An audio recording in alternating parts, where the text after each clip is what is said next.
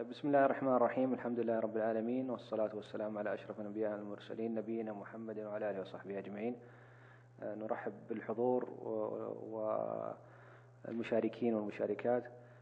معنا في التحكيم الدكتور خالد السويس والدكتورة أمل سليمان السيف. والآن ننتقل إلى الأستاذ أحمد بمشروع محمد أبو أحمد بمشروع روبوت يستشعر بالحريق ويقوم بإطفائه. فليتفضل مشكورا.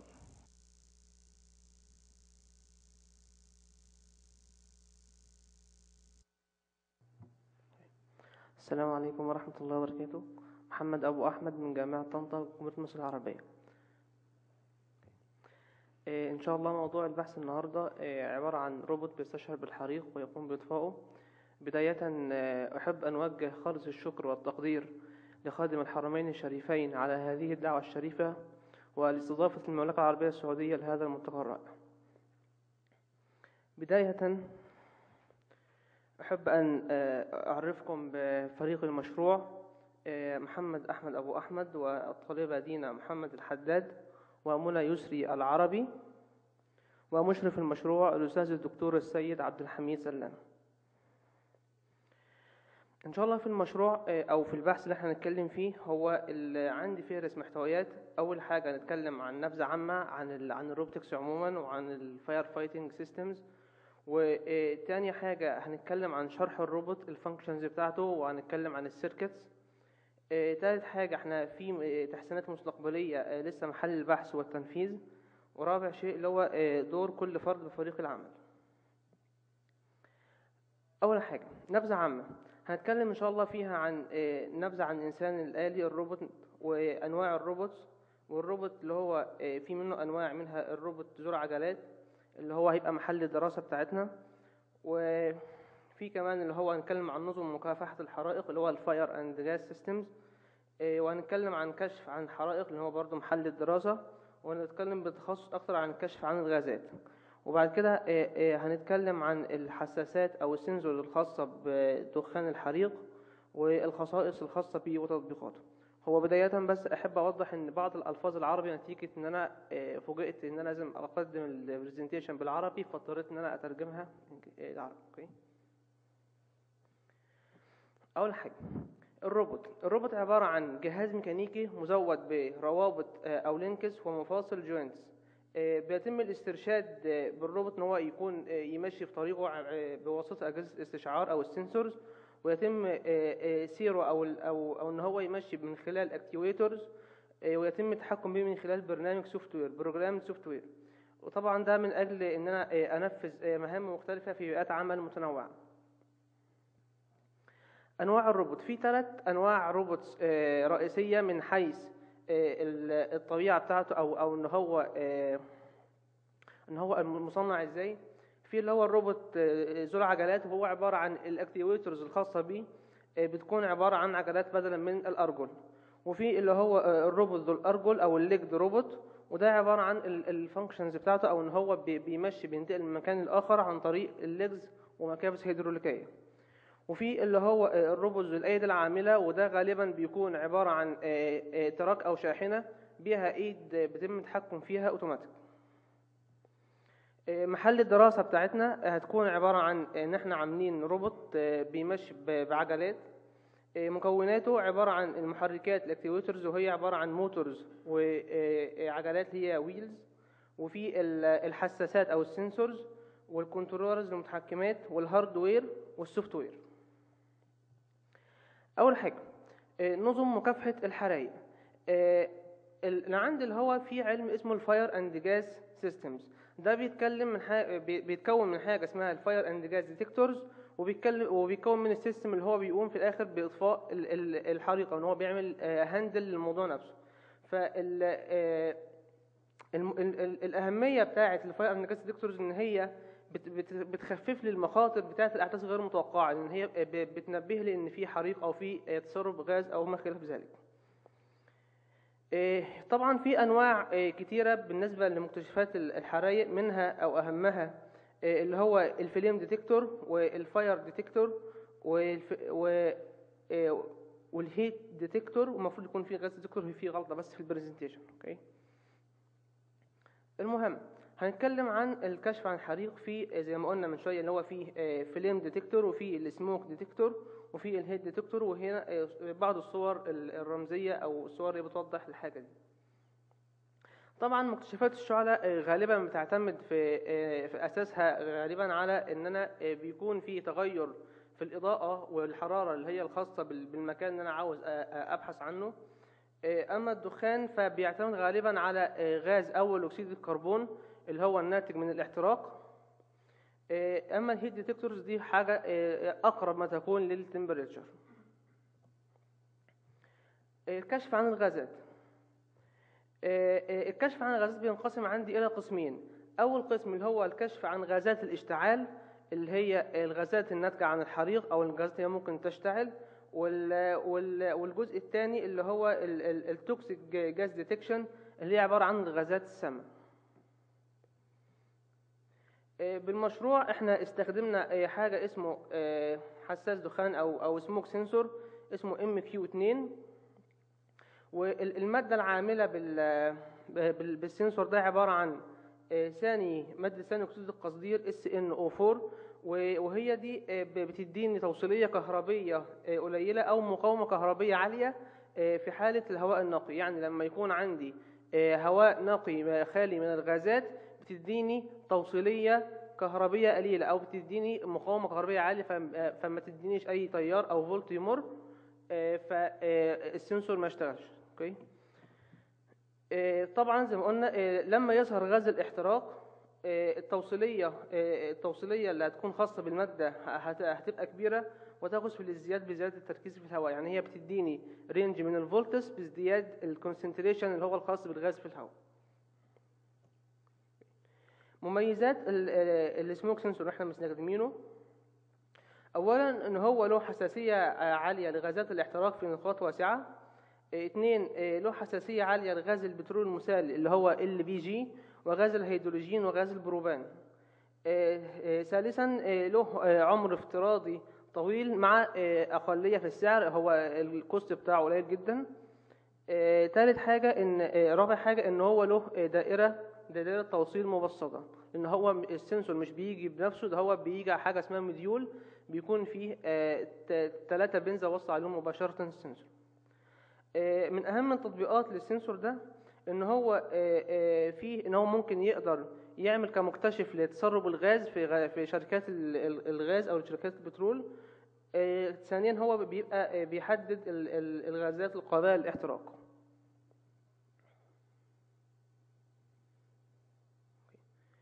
دوت كده بالنسبه لمحتويات الجزء الاول. محتويات الجزء الثاني اللي هو شرح الروبوت. هنتكلم في شرح الروبوت عن المتحكمات الكنترولز اللي احنا استخدمناها، وهنتكلم عن الاجزاء الصلبه اللي هي الهاردوير والدوائر الكهربيه السيركتس والبرنامج اللي هو السوفت وير.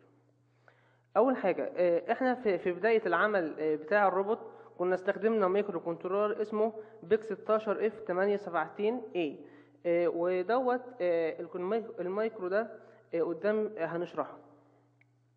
تاني حاجه بالنسبه للاكتيويتورز احنا استخدمنا DC جيرد موتورز، وديت ليها اهميه ان انا ساعه لما افصل عنها الكهرباء او اشيل من عنها الفولت اللي هو اللي واصل بيها بتقف مباشره، لانها بيكون فيها جير بوكس يقدر يوقفها لي على طول. تالت حاجه اللي هو البامب موتور، وده اللي هو اللي هيقوم بضخ الميه اللي انا هطفي بيها الحريق، وده احنا كنا جبناه من سياره اللي هي في نظام الواشنج بتاعها اللي هو بتاع المساحات. ثالث حاجه حساس العوائق اللي هو او الاوبجكت سنسور. احنا كنا بنفاضل بين 2 سنسور، منه الالتراسونيك سنسور والانفرارد اوبجكت ديتكتور، وكان الاقوى عندي والافضل اللي هو الالتراسونيك سنسور لانه له رينج عالي جدا اعلى من الانفرارد اوبجكت ديتكتور.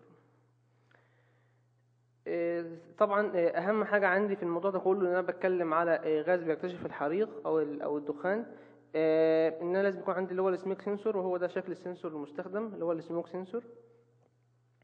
طيب بعد كده هنتكلم عن الدوائر الكهربية. دي الشكل التوصيلي المبدئي للمايكرو اللي هو البيك 16 اف 870 اي.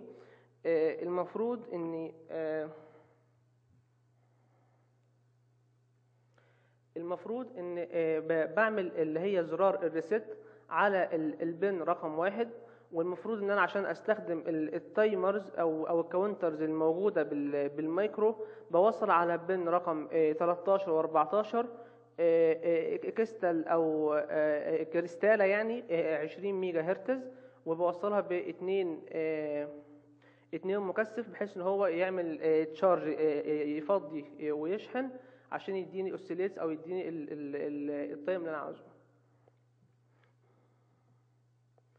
بعد كده لازم ان انا اعمل انترفيس سيركت بين الاوتبوت والحاجات اللي هتشتغل عندي. فدي اول انترفيس سيركت عندي عباره عن الموتور انترفيس بالنسبه للمايكرو كنترولر، وهو عباره عن ان انا بستخدم الترانزستور كسويتش. وهنا استخدمت ترانزستور اسمه BC 640 لان هو متميز بان هو بيستحمل تيار عالي شويه. فالطريقه بتاعته ان انا بوصل البيز اللي هو الخاص بالترانزستور بمقاومه قيمتها 1 كيلو اوم، ومنها للبنه بتاعه المايكرو كنترولر. بعد كده بوصل احد اطراف الموتور بال 12 فولت، والطرف الثاني بالكوليكتور. اوكي، والجراوند طبعا اللي هو بتاع الترانزستور بيكون بيوصل الجراوند. اول لما تيجي هنا اشاره على المايكرو كنترولر المفروض ان هتبقى المقاومه الطريق ده كبير جدا او اكبر ما يمكن، فهيفتح لي الطريق ان هو في كارنت يعدي من ال 12 فولت الى الجراوند، ويبدا عند الموتور ان هو يشتغل. طبعا في عندي كمان حاجه اسمها اللي هو البازر انترفيس. انا حاطط زي الارم موجود بالروبوت بحيث انه ساعه لما يستشعر بوجود حاجه يديني الارم. وطبعا نفس الفكره ان انا هستخدم الترانزستور ان هو يشتغل عندي كسويتش، هي نفس الفكره بالظبط بالنسبه للموتور. طبعا اثناء العمل كانت قابلتنا مشكلات كبيره جدا، منها اللي انا ازاي اعمل بروجرامنج للسنسورز على البيك 16 اف ده. تاني حاجه اللي هو توصيل المواتير كانت دايما بتحرق عندي الترانزستورز، يعمل لها دايما بتحرقها. فانا في الاخر كنا لجأنا مايكرو تاني اسمه 80 ميجا، وهو عباره عن بيجي لي على بورده جاهزه اسمها اردوينو اونو. وده بتبقى بورده جاهزه غالبا بتكون مصنعه في ايطاليا، بتقوم بجميع الفانكشنز فيها. ده الجزء الانالوج الخاص بيها، وفي دوت طبعا ده طبعا الانبوتس ودوت الاوتس. ده جزء ده جزء الانالوج، وده جزء الديجيتال، ودي كلها ديجيتال اوتس. اوكي، انا بوصل عليها مباشره حاجه طبعا في ظل وجود الانترفيس سيركتس. تاني حاجه انا كان قلت من شويه ان انا كانت عندي مشكله في ان انا ازاي اوصل الموتورز، وكان عندي الترانزستور كان بيتحرق. انا اكتشفت بعد فتره من العمل ان الموتورز بتستخدم هاي كارنت، فكان دايما بتحرق لي الترانزستور وتطق مني يعني. فلجأنا لحل تاني اللي هو ان انا استخدم الريلي بدل ما الترانزستور يعمل كمفتاح. بعد كده هنتكلم عن السوفت وير. هو المفروض العمل اللي هو بتاع الروبوت ان هو بيشتغل في مبدئيا في شركة غاز، وبيكون له روت معين بيمشي عليه فوق المنطقة اللي انا عاوز اعمل لها سكاننج او مسح دايما. المفروض طبعا دي الفلوت شارت الخاصة بالموديل اللي معانا، يعني مش دي الحقيقي. المفروض ان هو بيمشي في روت معين. ساعة لما بيقابله أي بلوك هو بيتفادى أوتوماتيك، بكون أنا عامل له بروجرام للنظام ده. أو ساعة لما يحس بوجود حريقة المفروض إن هو بيوقف الحركة بتاعته، وبعد كده بيديني ألارم ويبدأ إن هو يشرع في إطفاء الحريق. طبعا ده الكود كنا اشتغلنا على لغة شغال بلغة السي اللي هو الأردوينو. تالت جزء عندي اللي هو إن احنا شغالين في تحسينات مستقبلية محل البحث والتنفيذ. أول شيء عندي إن أنا هضيف دائرة لاسلكي للروبوت. تاني حاجة إن أنا هضيف كاميرا عشان أحدد مكان الإصابة. تالت حاجة إن أنا طبعا لازم أعدل البرنامج أو البروجرام سوفت وير. رابع حاجة هوسع دائرة عمل الروبوت في أكثر من بيئة بحيث إن هو ما يشتغلش فقط في شركات الغاز. اللي هو خامس حاجة إن أنا أعمل منتج تجاري بيخدم بيئات العمل المختلفة. أول حاجة اللي هو الوايرلس سيركت. هو المهمة بتاعتها في الأساس إنها تعمل كونكشن بالكنترول روم الموجودة في الشركة، بحيث إنها تعطي للعامل قدرة أكبر في إنه في السيطرة على الروبوت إذا خرج عن المسار بتاعه. تاني حاجة إن أنا بدي إمكانية للروبوت في حال إن هو قدر يعرف إن فيه جاز ليكج أو تسرب الغاز، إنه يبعت إنذار للكنترول روم بحيث العامل هناك يقدر إن هو ياخد الأكشن الخاص. أما في حالة وجود الحريق، المفروض إن الروبوت يعني هو هيبعت إشارة للكنترول روم، لكنه مش هيكون حاجة إنذار، لا ده هو المفروض إن هو هيعمل شت داون للسيستم ويبدأ إن هو يحاول يطفي الحريق أو يعمل هاندلنج الموضوع لغاية ما الدفاع المدني ميت. طبعا إضافة كاميرا رصد مكان الإصابة ده طبعا يهم العامل جدا إنه يبقى قاعد في الكنترول روم بتاعته وشايف الروبوت بيتحرك فين، ولما يقف يدي ألارم يكون عارف مكان الإصابة موجود فين بالظبط. طبعا تعديل البرنامج لازم ان انا اعدل في السوفت وير بحيث ان انا اقدر اربط بين الروبوت والسوفت وير موجود بالكنترول روم بحيث انه يقدر يعمل اكسس على السكاد سيستم موجود بالشركه. بعد كده طبعا لازم ان انا اوسع دائره العمل الخاصه بالروبوت العمل باكثر من بيئه، منها شركات البترول او اللي هو الاويل نفسها مش الجاز، وان انا في الشركات عامه او في الاخر هي حرائق الغابات. ان شاء الله احنا لسه شغالين في الموضوع وشغالين عشان احنا نقدر نطلع منتج نهائي للروبوت. طبعا اهم تحديات بتواجهنا اول حاجه ان انا ايه هي خامه تصنيع الروبوت، لان هو اكيد هيتعامل مع حراره عاليه جدا. لازم اضمن ان الماده المصنعه بها الروبوت ما تاثرش بالحراره او الحريق. تاني حاجه ابعاد الروبوت، لان هو اكيد هيستعمل في اماكن خاصه كده. وغالبا احنا بدراسات يعني قدرنا ان احنا نحدد موعد نهائي مبدئي لان هو يكون تصور نهائي للروبوت بنهايه شهر يوليو 2015 ميلاديه. دور كل فرد فريق العمل كانت طالبه دينا محمد الحداد، كانت مسؤوله عن جزء اللي هو الكونكشن، احنا ازاي نعمل كونكشن بين الروبوت والكنترول روم لجزء اتصالات.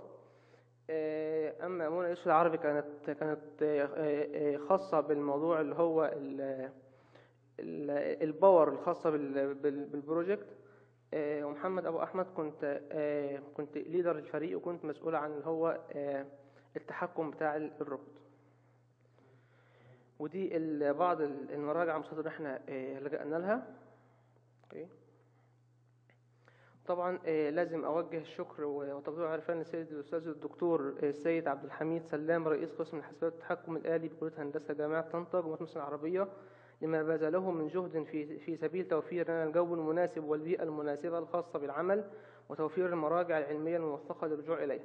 أيضا شكر وتقدير وعرفان لزميلتي بالمشروع دينا الحداد ومنى العربي لما بذلوه من جهد في سبيل إخراج هذا العمل بهذه الصورة الغالية وثقتهم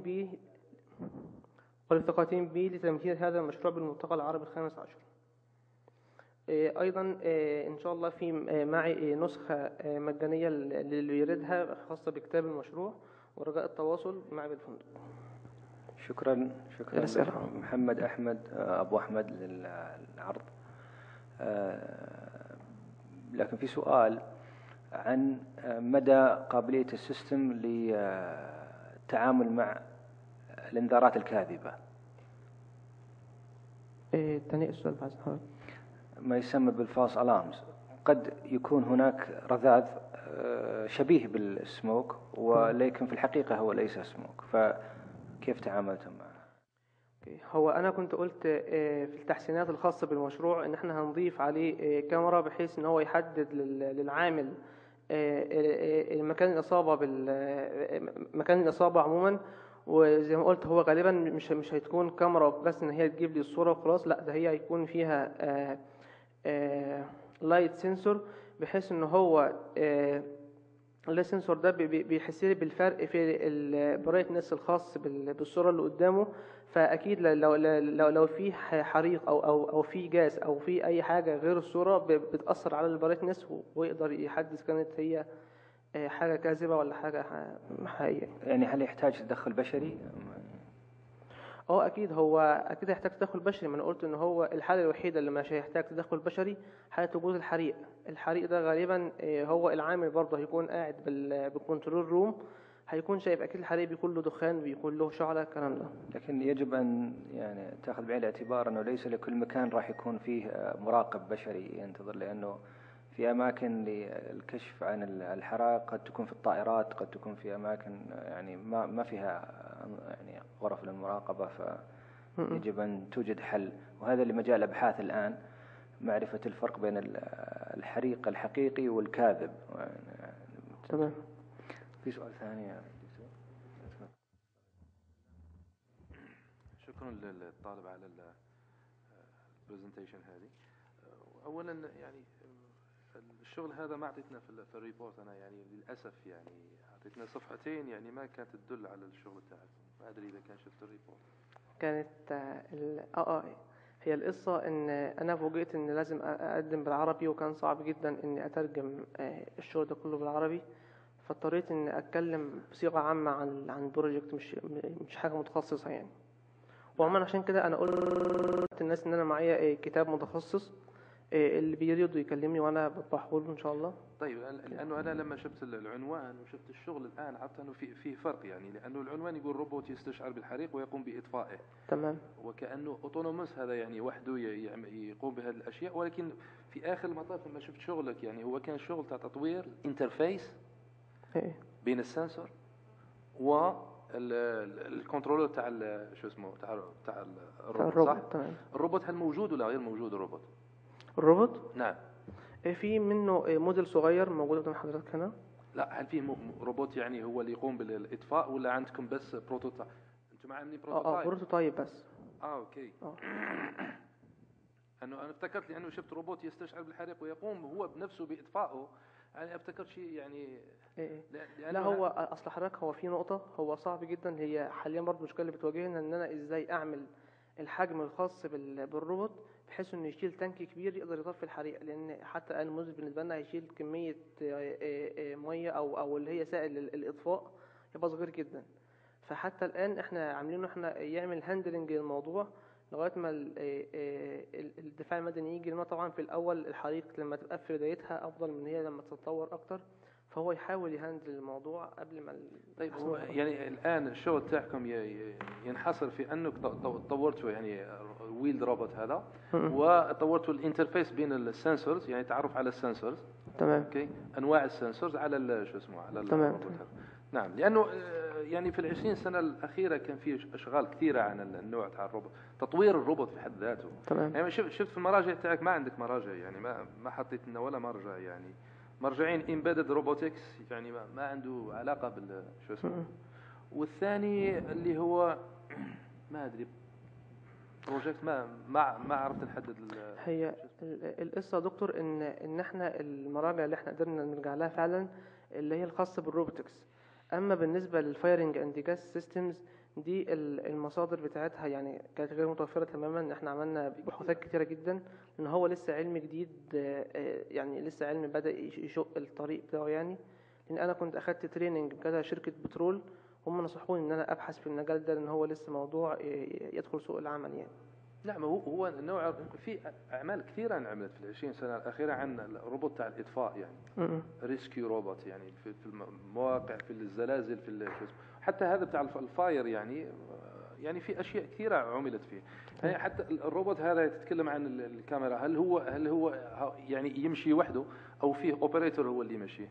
لا. الاستشعار هل هو يقوم بنفسه بالديتكشن وبعدين في مركز التحكم، او هو بنفسه يعني انيشيتس يعني البروسيس تاع اطفاء الحريق؟ لا، هو انا كنت وضعت النقطه دي وقلت ان ان ان هو المفروض ان انا بكون عامله بروجرام ده على طريق معين انا مخصصه ليه، بحيث ان هو اقدر احدد له فين العوائق اللي هو لازم يتفاداها، والاماكن اللي هو المفروض مثلا يقف عندها مثلا وقت معين، ان هي ممكن اكتر اماكن ممكن يحصل فيها اصابه بالحريق او بتسريب الغاز.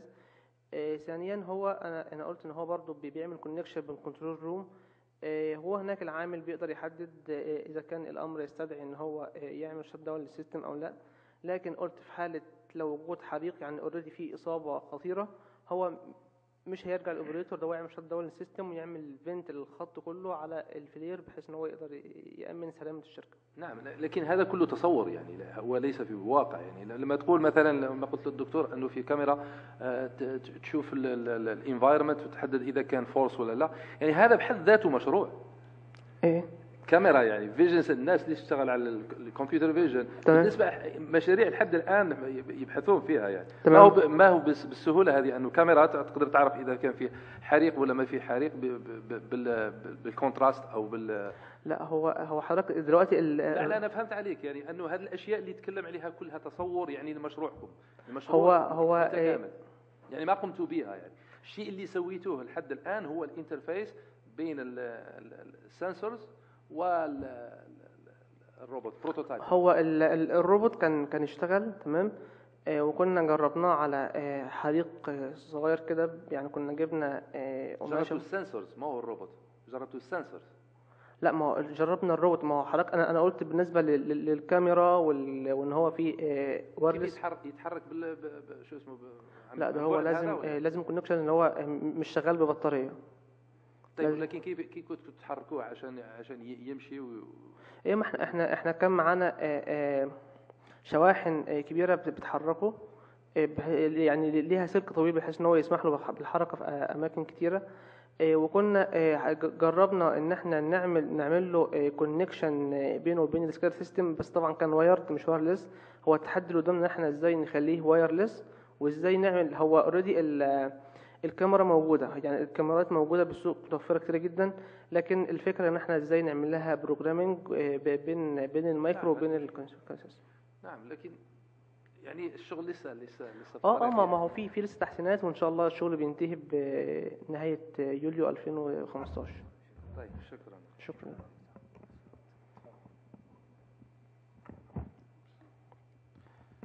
اوكي، شكرا محمد. شكرا لك. اتوقع في فرق بس بين روبوت يستشعر الحريق وروبوت يقوم باطفائه. اوكي تمام. هو اتوقع انت الكونفليكت عندك في استخدام التايتل للبروجكت، انه اتوقع انت الشيء اللي بتعمله هو سنسور بس. تمام. ما بعرف يعني. هو اتصور في فرضيه انت عندك ايش البيئه اللي بيشتغل فيها هذا الروبوت. حضرتك انا ممكن الصوت واضح؟ لو سمحت. هو ده بالنسبه الموديل اللي احنا كنا عاملينه. هو زي ما قلت ادي الويلد اللي انا هشتغل عليها، وفيه السنسور اللي هو الخاص بالحريق تمام، وفيه اللي هو السنسور الخاص اللي هو بالعوائق تمام. المهم زي ما قلت ان هو هيكون فيه تانك فوق الروبوت بيحمل السائل، المفروض ان هو يقوم باطفاء الحريقه نفسها. وكان المفروض يكون فيه هنا ترمبة ميه او اللي هو بامب موتور يقوم بضخ السائل تجاه الحريق.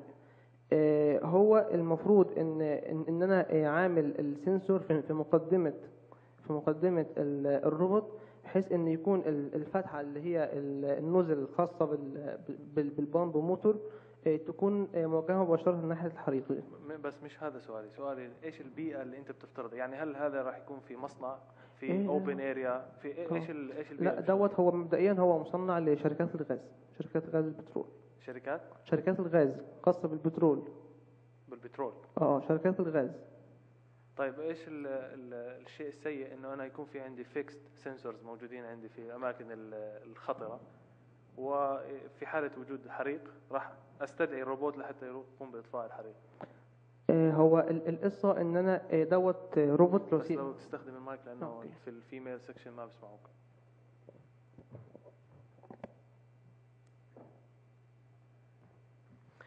هو القصة ان انا سي مثلا انا هشتغل على اريا مثلا 1 كيلومتر سكوير، فانا ممكن سي استخدم مثلا حوالي عدد كبير من السنسورز وعدد كبير من مضخات المية اللي ممكن تقوم بعملية الكولينج او بعملية الاطفاء. فانا كده هكون وفرت في التكلفة. تمام. ده اول حاجة، ان انا هستخدم روبوت واحد فيه سنسور واحد وفيه مضخة مية واحدة. ده اولا. تاني حاجة بس هل انت بتفرض انه راح يضلوا يلف الروبوت في هذه ال1 كيلومتر سكوير؟ راح يضلوا يلف فيها؟ هيضلوا يلف لغاية يعني راح يضل 24 hours يلف؟ المشكلة كم السرعة اللي راح يكون ماشي فيها بتفرضها انت؟ السرعة لسه ما فرضناها، بس اكيد يعني هتكون سرعة معقولة بحيث ان هو يقدر يعني ما يمشيش بسرعة ويبقى فيه حاجة. راح يكون في بطارية هو فيه ولا كيف؟ هو هيكون في بطارية خلصت البطارية بوقت ما هو دي برضو نقطة أنا للأسف نسيت أذكرها بالمشروع. كان في بروجكت عندنا بالجامعة اسمه شحن وايرلس، عبارة عن إن أنا بكون عامل محطة كهرباء فيها ملف برايمري بيقوم بتحويل الكهرباء لموجات كهرومغناطيسية، والطرف الثاني بملف بيستقبل الموجات دي بيحولها لطاقة كهربائية.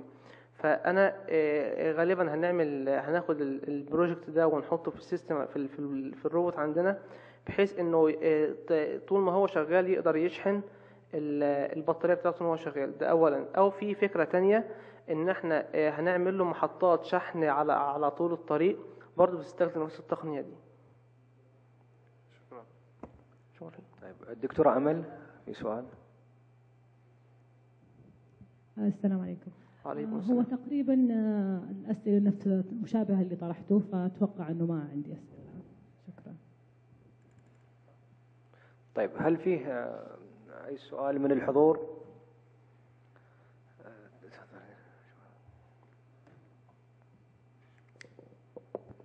أنا بس كنت عايز أوجه سؤال للباشمهندس، نقطتين بساط. هل المشروع بتاعك فيه فيلم ديتكتور، يعني على أساسه السنسور ده اقدر احدد قوه الفيلم ولا لا؟